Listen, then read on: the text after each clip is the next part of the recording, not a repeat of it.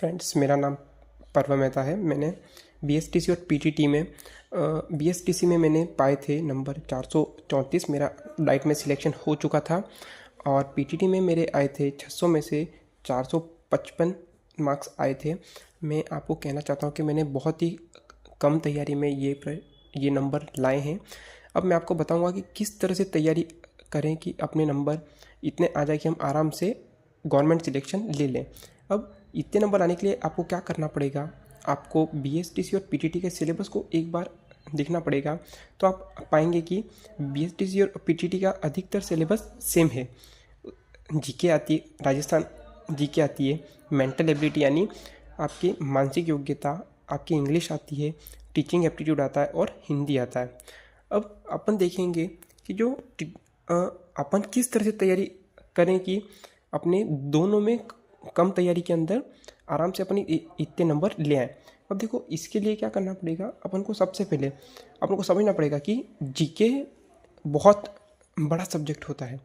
इसमें आपके 150 में से अगर आप 50% भी मार्क्स ला रहे हो तो भी आपकी स्थिति बहुत अच्छी है। अपन देखेंगे कि जीके बहुत लंबा पड़ता है, तो हम क्या करेंगे, सबसे पहले हम पढ़ेंगे टीचिंग एप्टीट्यूड। यानी हम छात्रों के साथ क्या करेंगे, यानी आपको 1 2 3 नंबर मिलते हैं आपके ऑप्शन के अकॉर्डिंग। अगर आपने एक अच्छा ऑप्शन टिक किया तो आपको 3 नंबर मिलेंगे, वरना 1 और 2, है ना। अगर देखो, आप ध्यान से देखोगे तो टीचिंग एप्टीट्यूड बहुत ही सरल आता है। मैं इसके लिए आपको चाहूँगा कि आप इसके ज़्यादा से ज़्यादा क्वेश्चन करें। ज़्यादा क्वेश्चन करेंगे उतने ज़्यादा नंबर आएंगे। और हिंदी आप साधारण हिंदी आती है। आप केवल आपकी हिंदी की जो पुरानी कक्षाओं की बुक है व्याकरण वाली, उतना ही पढ़ेंगे तो भी आपका काम बिल्कुल आसानी से हो जाएगा। अब साधारण बुक यानी बुक पढ़ने के लिए आप जिससे कक्षा 9 से 12 की जो आरबीएससी की बुक चलती है हिंदी की, नवीन व्याकरण, वो भी आप आराम से पढ़ सकते हो, तो इससे आपका काम हो जाएगा।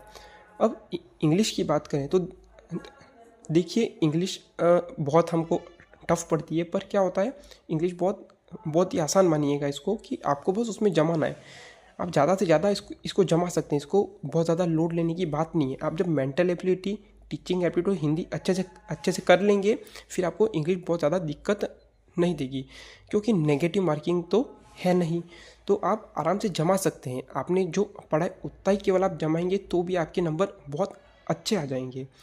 अब जीके की बात करूँ तो जीके में आपको क्या करना है कि आपको केवल पिछले वर्ष के प्रश्न करने हैं जो बाकी परीक्षाओं में पूछे गए हैं राजस्थान जीके के। वो आपको यूट्यूब पे क्लासें आपको आराम से मिल जाएंगी एमसीक्यू वाली, तो आप उतना ही देख के चले जाएं तो आपके नंबर बहुत अच्छे आ सकते हैं। और मैं आपको यही कहना चाहता हूँ कि देखो, आपको पढ़ना है, जीके को अभी छोड़ देवें। जीके छोड़ के इंग्लिश हो गया, हिंदी हो गया, टीचिंग मेथड्स, टीचिंग एप्टीट्यूड बोलेंगे अपन, टीचिंग एप्टीट्यूड हो गया। और अगर आपने टीचिंग एप्टीट्यूड के बाद आपने बाकी सब्जेक्ट, मेंटल एबिलिटी, ये चारों ही पढ़ के आप कम से कम 150 नंबर का होता है, लगभग आप 450 नंबर का, तो ये इतना आपके सिलेबस हो जाना चाहिए। इसमें से आप आराम से स्कोर आराम से कर सकते हो।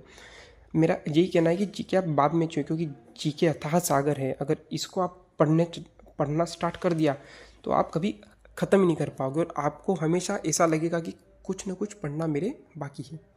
मैं चाहता हूँ कि आप यही पढ़ें मेरे चारों, 1 2 3 और 4, ये English, Hindi, teaching aptitude, mental ability, ये आप आराम से पढ़ सकते हैं। मेंटल एबिलिटी में ऐसा है, आप जितनी प्रैक्टिस करोगे उतने ज़्यादा क्वेश्चन आएंगे। इसमें भी ऐसा कि ऐसा ही, आप लक्ष्य की बुक लाइए और इन दोनों को आराम से कर सकते हैं। हिंदी के लिए नवीन व्याकरण की बुक मैंने आपको बताई है, आप उससे कर सकते हैं।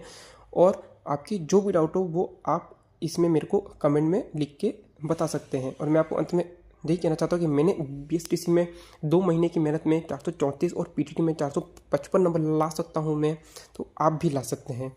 और थैंक यू।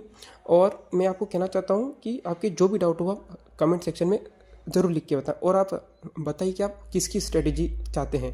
धन्यवाद।